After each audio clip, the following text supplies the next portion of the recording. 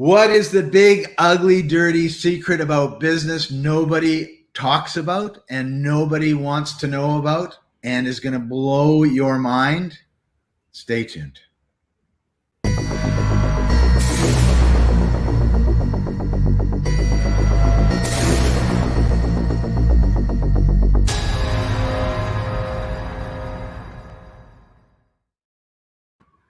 Welcome, everybody. I'm Scott Patton, and he is... I'm Chaffee Conway. All right, so we're just going to dive right into it. We're going to dive right into it, Chaffee. The big secret that nobody wants to talk about, and you cannot be successful in business, is it's a really dirty word, and it's called relationships. Ooh. Business is fundamentally all about relationships. Typically, people will say, hey, people in general want to deal with people that they know, they like, and they trust. That happens all the time.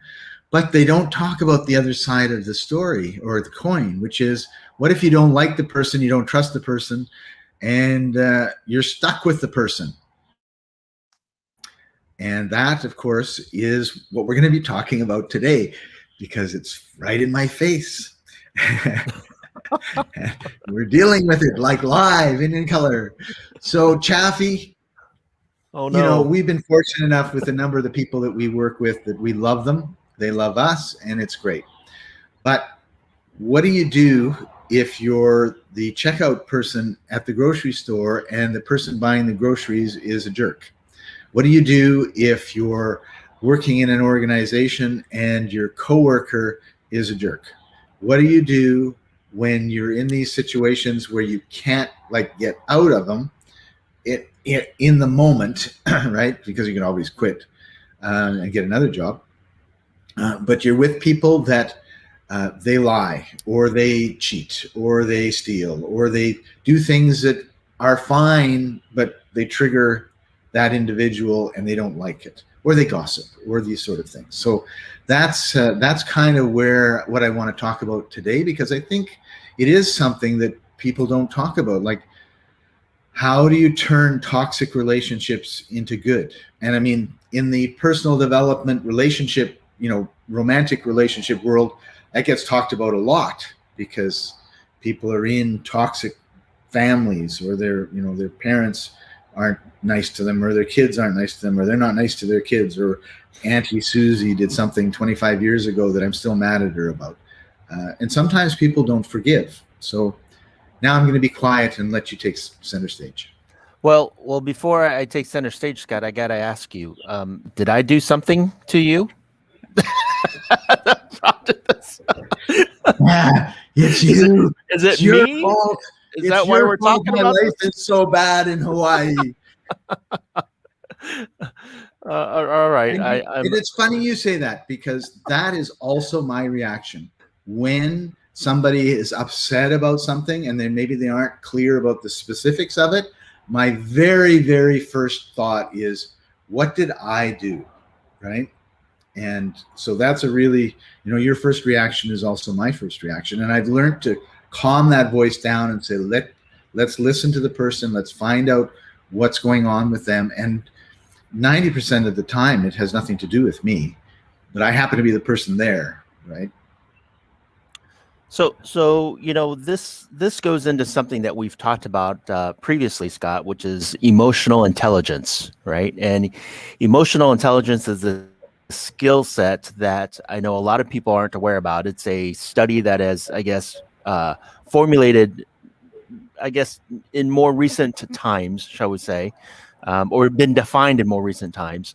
And it's really understanding the relationships between yourself, as well as yourself to others, right? And so it's understanding and recognizing these relationships. And so the first step in all of this, Scott, is just as you said, is recognizing that there's something going on, because a lot of people are completely oblivious to what's happening around them, and they just act the way they act without any kind of recognition to anybody else. And sometimes it's just the other person acting that way towards you, and you didn't do anything, and you don't know about it. I in one of my earlier relationships in college, I was going out with somebody, and she would get upset with me about certain things that I had no clue why she was upset with me. And so, and I would, so this is not what not to do, right? So if you're upset with somebody or somebody's upset with you, and they don't tell you why they're upset with you, there's nothing you can do about that at that point in time, right? So not communicating is not the right thing to do, first and foremost, right? Right.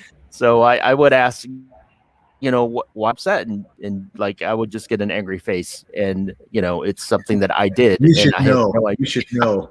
That's the thing. You should know. And maybe I should have. Right.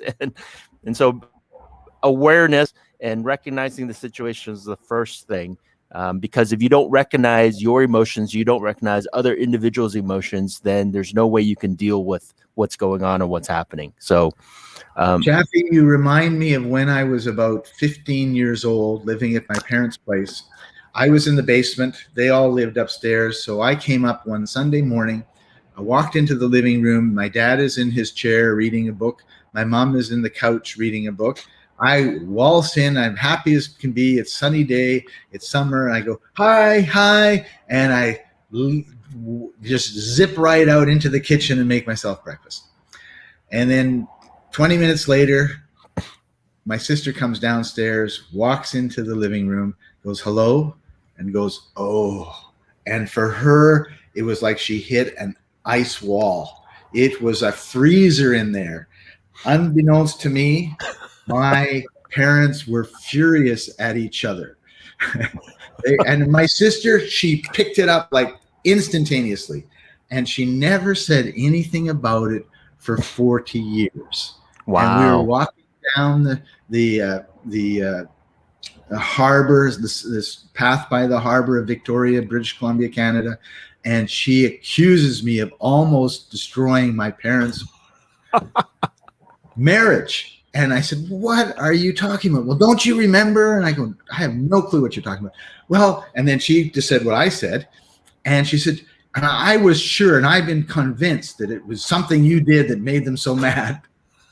So, of course, Mom and Dad are right there. So I turn to Mom and I say, Mom, do you remember this? Oh, your dad and I, we were always mad at each other. Well, do you remember this specific time? No, I don't remember this at all. That's funny. It was really funny. So we carry things around that are not true, at least from my mom and my perspective. I guess from my sisters, it's still true, for decades. And let's let them fester, right? Yeah. So I've moved. So I hope that cleared everything up with your family, Scott. So let's just say that, right? My sister has forgiven me for being a family breaker, a marriage breaker. Good. So, well, considering everyone's still together, you're okay. That's right. With that said, I often say this, and I often tell a lot of people this, that get into business with partners, which is my best businesses ever, hands down, have been with partners. My most successful businesses, the most money I've ever made, have been with partners. And the worst businesses I've ever had, the ones that it fell apart and I lost the most money with, have been with partners. Right? And so working with a partner can be a double-edged sword. And so you want to make sure that you understand the relationship that you have with them.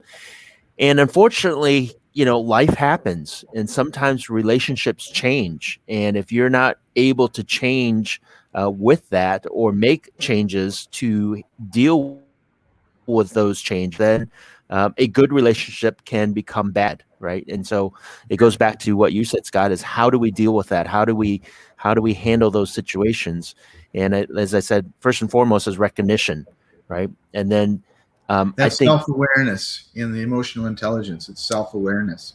Absolutely. And then secondly, it's communication, right? You have to have a constant stream of open communication with that individual. Now, sometimes in the moment, that individual that might be mad at you for some unknown reason is not in the mood to communicate, right? They're not Or in a, to listen. I mean, there's two parts. There's what you're putting out, it's what they're taking in, and then it's your interpretation of what you're saying and their interpretation of what they're hearing. And correct. they can be, and unfortunately or fortunately, 90 some percent of our communication is all tonal expressions and all that sort of stuff. So you could be saying, Chaffee, I think that you're just like wonderful. Great job. Or you could be saying, hey, Chaffee, you are so cool. You're so wonderful. You've just done an amazing job. And, the words are not that different, but the experience is completely different, right? And we may not be aware of how we're communicating. Like, people can read my face easily, and I can be thinking nasty thoughts, but I'm saying nice things, and they're like, no, that's not true, Scott. You're mad at me. And I go, how do you know? It's right there. Because you're making hand gestures at me while you're talking. That's right. So, so for example, in the situation of the checkout individual that's checking somebody out, and they get a client that comes up that you're checking out, and that person is completely angry at you, right? Well, the fact of the matter is, you absolutely don't know why they're angry, and maybe they're not angry because of something you did. They're angry because something happened earlier in the day, and right. they're just you're just there. They're taking it out on you, right? And so, what do you do in that situation? How do you handle that situation? And I've often found out is a lot of times really getting angry at another person that's angry at you doesn't help the situation. So we often talk about mirroring. Right. It might not be a good idea at this time. That might not be a good idea. What I have found out, though, is Scott, in times where somebody is angry and they're yelling at you, if you agree with them, it a lot of times it diffuses that anger, because if they're yelling at you for some reason and you agree with them, what are they going to yell at you at now? Right. Like, you did this, you did this, you did this, and you're okay. You're right. I did. Okay. Now what? Right. It kind of takes the hot air out of it. And so whether it's right or wrong, whether you agree with them or you did something or not, if you agree with them, it gives them pause enough for them to go, okay, now what? And that is an open door for you now to start saying, communicating and figuring out what's actually going on, right? Yeah, because normally before they've got mad at you, they've had a conversation in their head, and it's gone, I say this, he says this, I say this, he says this, I say this, he says this, he says a really mean thing to me, I get mad, then he gets madder, we get madder, and then by the time you and I are actually talking, I've already had the conversation in my head. I know that you're a jerk and you're going to get mad at me, so I just give you the full blast, and you're like, what happened? And I had that actually happen when I was a manager of a grocery store.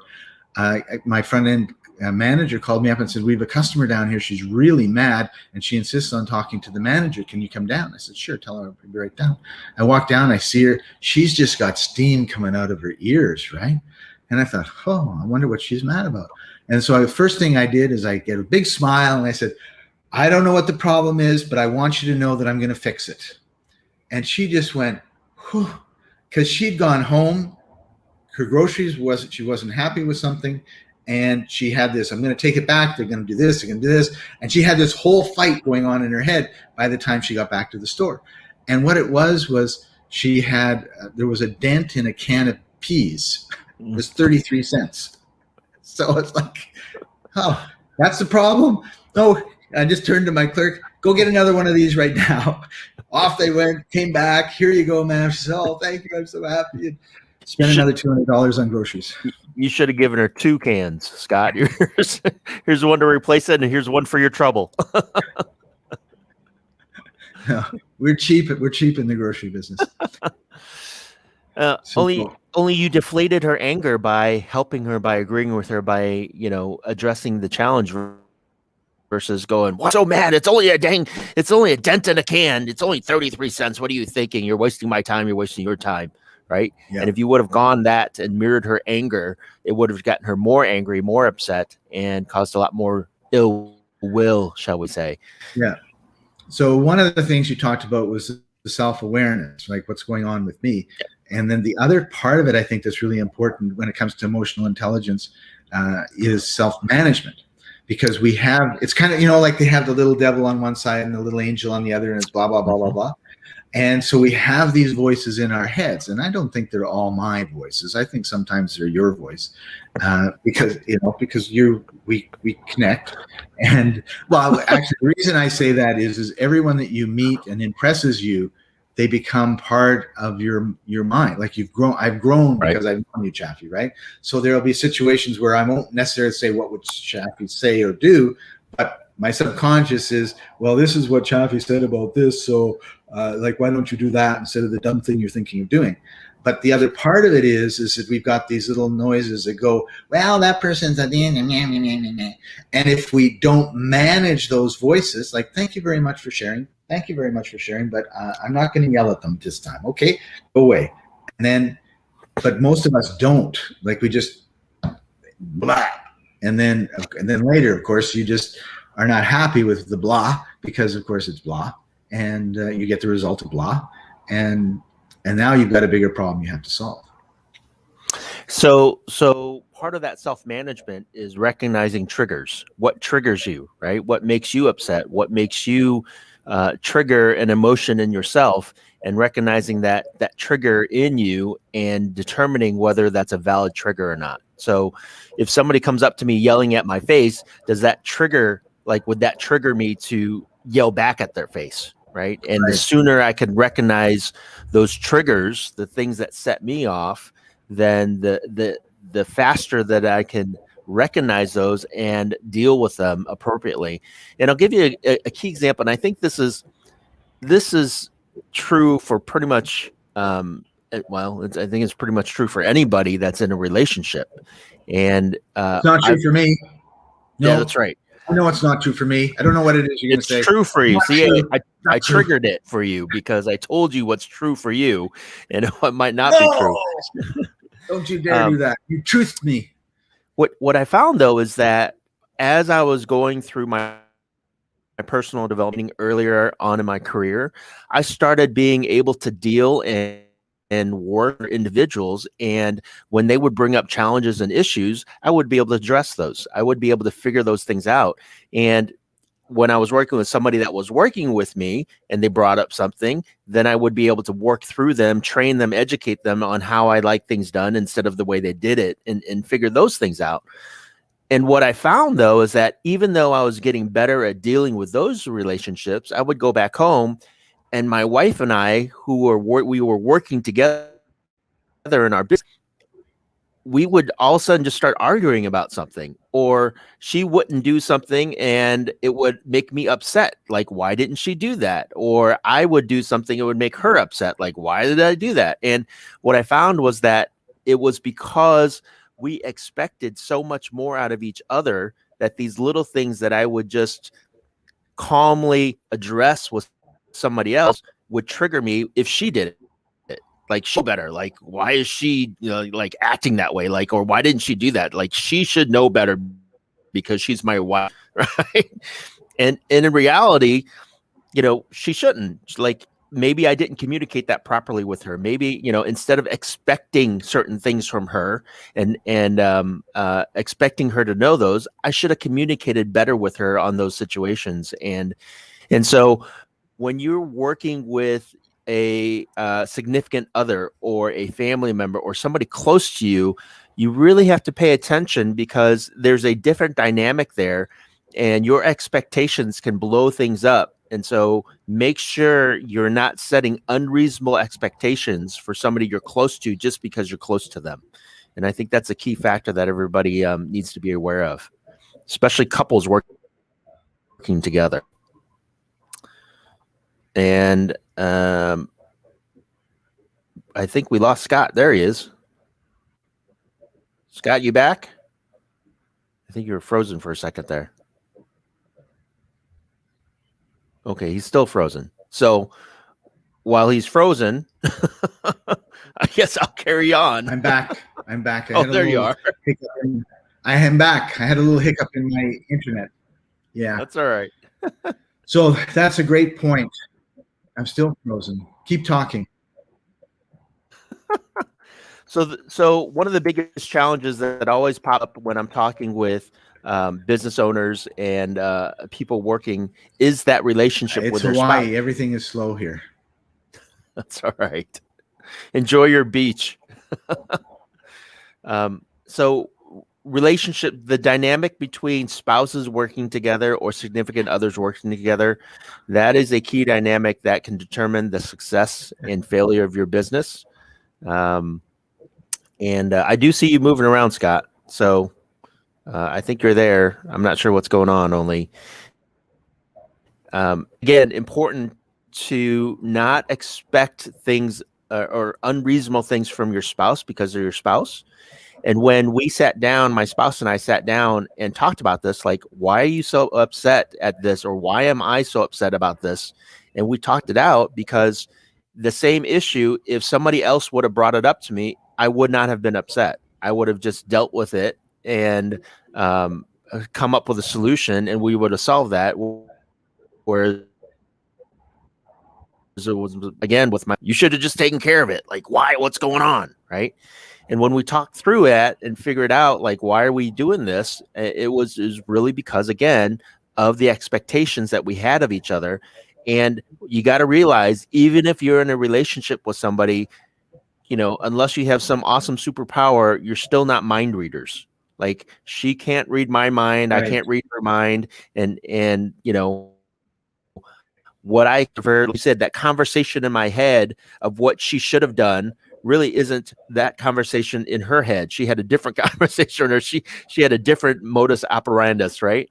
And when we sat down, discussed it, and then had regular meetings to communicate what each of us should be doing versus expecting each other to be doing certain things, then our relationship grew much better, and we were able to, help our business grow as well as the relationship that we had with each other. So that communication was key. Yeah, and I agree. Like, oftentimes in our family, we have totally different expectations to people outside of our family. And that can cause a lot of problems because we just assume that they know us, they understand us, and they don't. Right. And so one of the key things that we're actually working with a group is a couple right now, Scott. And what they found is that when they have daily meetings to discuss what they do during the day for their business does really well. And they were doing well for a couple months, and then all of a sudden they stopped doing that for about a month. And they reported back that their performance dropped because they weren't having their daily meetings. And so our advice obviously was go back to your daily meetings. So it's right. Amazing how a 30-minute daily conversation about what you should be doing throughout the day can affect your business, how impactful that can be. And you take that for granted. You think, oh, it's only 30 minutes, so we don't really, I'm busy. Let's not do it today. Let's do it, tomorrow. And then tomorrow comes, oh, I got something to do. Don't worry about it. We'll talk about it. And then next thing you know, you don't do it, and nothing gets done because you guys didn't talk about it. And then you get upset at each other for not doing what you're supposed to do, right? So 30-minute daily meetings are so powerful when you're working with somebody in a business kind of context. And I would even say outside of business, communication with your significant other or an individual is so key. You might be attracted to somebody just from a physical aspect or for some other reason, only that physical attraction will only last so long if you don't connect on a communication level. You got to communicate with each other, and make sure that you set expectations for each other or for yourself, so that each other understands what those expectations are. Absolutely, I totally agree. And so, is there anything else we need to tell people when it comes to relationship in business? So again, relationship in business, the communication factor is in my opinion, one of the most critical things. A second thing that, well, awareness, communication, right? And so the third thing that I would say in business, and again, everything that we talk about in business, Scott, most likely it applies in personal relationships. Well, it's just people don't think that way, right? They separate Right. business and personal. And in Yeah. reality, what works for business many times also works for a personal relationship, right? And so the third thing that I would say is a consistent review process, right? So, when I was in the corporate world, we did quarterly reviews. Every 3 months, we would sit down, go through goals, review our goals, review what we're discussing, review what kind of progress we're making, and we would get a feedback. And we've talked about it here too, Scott, is sometimes annually. So you do quarterly, and then you could do annual goals as well. And annually, Right. you would do what we call a 360 feedback, right? Which is you get feedback from everybody around you to see how you're doing, which is your coworkers, your friends, your family, your volunteer service organization. So anybody that you can in different groups, you get feedback from them about who you are and how you've been performing as a friend, as a coworker, as whatever. So that kind of feedback is important, as well as those quarterly reviews on status to see if you need to make adjustments along the way, right? So, Right. and then the fourth thing, obviously, is to actually make those adjustments, right? So, Right. if somebody's gives you feedback and you don't like their feedback and you don't make a change, that doesn't do you any good, right? So, That's right. That's right. you have to make You those got to take the adjustments, right? action or Don't ask, communicate that the feedback wasn't any good. right? Yeah. So if you're going to ask for Because feedback, you don't have to agree with the feedback, right? I true, mean, someone could say something and it's like, well, you hurt my feelings and I don't agree with you. And on the other hand, if 10 of your employees are giving you the same feedback, then the chances are they're more correct than you are. it's amazing though how many times 10 employees will give feedback to a boss and the boss doesn't care, right? Because they're the boss, right? So it happens a lot. And unfortunately, that also causes for a poor work Highway or environment. the highway. Yeah. Some bosses, it Yeah. is. It is their way or the highway, and it doesn't really matter what you think. Great, appreciate your feedback. Now get back to work, right? Like I said, that doesn't build a long-term relationship. That doesn't help the work environment whatsoever. So, whatever feedback you're getting, at least ask the question of why am I getting this feedback, and is there something I should be doing because of that feedback, right? And the answer could, like you said, Scott, could be yes, could be no. Only at least you asked the question, you thought about it, right? Right. Yeah, and one thing, an easy way to ask that question would be, well, what could we do differently? Or how can I, if the problem is the boss could say, well, like, how can I handle this situation differently? And sometimes it's personalities, right? People, they're rough and they're gruff, or they're soft and they're, wishy-washy, and then you just sort of need to know. But oftentimes the people doing the work know the best way to do the work. And then we put a system in for doing the work that fights against the best way of doing it. And that causes frustrations. And going back to my grocery days again, I can remember a number of times where, as a store manager, my boss came into the store and he ended up talking to like the bulk food clerk or something.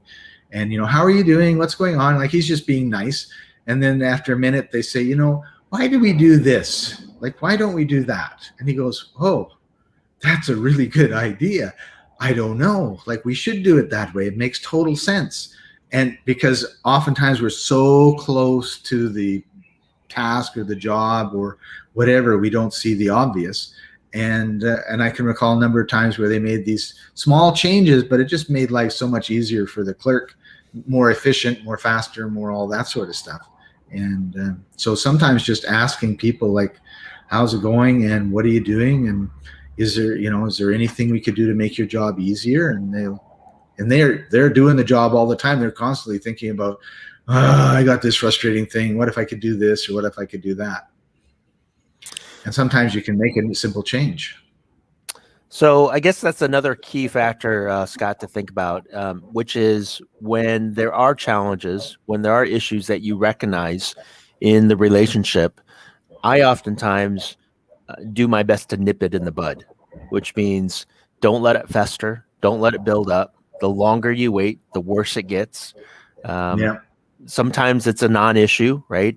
And you don't know until you bring that up in a conversation. You don't know until you ask, and asking can be scary sometimes. Bringing up certain things can be painful Yeah. sometimes. And again, the more you let it fester and build up, like your sister for 50 years, the worse it can be. Fortunately, in that situation, it wasn't so bad. And I've met individuals, I've met people in relationships that something builds up for 5 years, and had they discussed it, they would be fine, and instead they Yes. end up getting a divorce or breaking up, and letting Or the it business grow. goes out. Business. Yeah, or the business goes out of business because it wasn't discussed, it wasn't handled or dealt with. And so, the sooner you recognize something, then don't let it fester too long. Don't let it sit around. Bring it up again. Communication is the key there. So recognizing what's going on and then being brave enough to talk about it. And I do say being brave enough because, like I said, sometimes it can be painful and scary. So, um, Yeah, that's a really good point. It takes a lot of courage. I mean, it takes courage to be an entrepreneur, go out on your own, take those chances and those risks instead of bagging groceries for the rest of your life. And but I tell you, when you get on the other side, I mean, it's this fear, right? There's all sorts of different acronyms for it, but when you get on the other side, like, oh, what a relief! And oftentimes we procrastinate, and just becomes a bigger and bigger problem. absolutely. Cool. So, Chaffee, I think we've come close to the end of our time together. Any final words of wisdom when it comes to relationship? We're going to call you Dr. Chaff from now on. Yeah. So, we've mentioned it before. I'll say it again, is that your net worth is your network, or your network is your net worth. The bigger your network is, the more opportunities that are presented to you. And that all boils down to building good relationships. And building good relationships is all about having a servant's heart and communicating your needs and wants, and seeing how you help other people through communicating, getting them to communicate those needs and wants to you. And so, this whole lesson today was all about building relationships and how do you deal with negative relationships.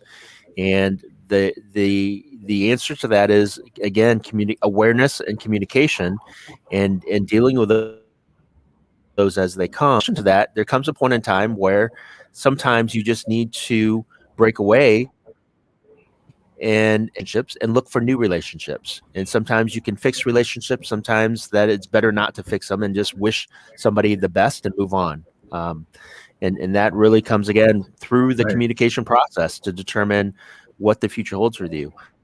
I will say one other thing too, Scott, is that the foundation of a good relationship, other than communication, is trust. If you cannot trust another individual, then having a good relationship is going to be extremely difficult. And so, Yeah. I trust you wholeheartedly with the things that we work on, and because I'll just ask you to do something and trust that you'll get it done. If not, I'll yell at you. Only I'll trust that you get it done. and it's Every been a day great for relationship. 30 minutes, you yell at me. I know that's how our relationship works. That's right.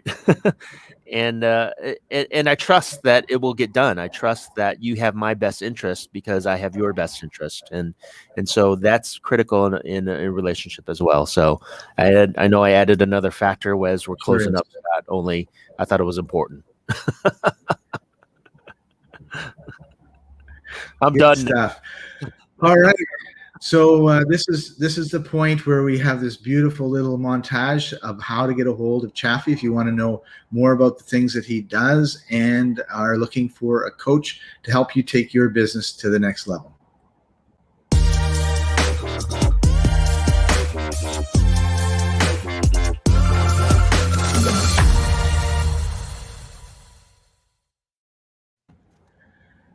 And what is your website again? It's only on that video for a short period. It is www.keyconcept.com, Key Concept Coaching. The idea is obviously that you can apply key concepts to your business to expand and grow and blow it out of the water. Awesome. Thanks, Chaffee, for joining us today. Thank you, everybody, for tuning in. Make sure you like us, share, subscribe, hit the bell so you never miss an episode. Usually Fridays, I was going to say Friday mornings, but it kind of depends where in the world you are or where I am, whether it's actually in the morning or not. We do these. If you've got any questions, make sure you put them in the comments, and we'll bring them up next time, or I should say this at the beginning. If you got any questions or comments, put them in the comment section and we'll deal with them during the show. So thank you, Chaffee. Thanks for joining us. Our executive producer, Sharub, thank you. And we'll see you next time, everybody. Bye-bye. Thanks, everyone.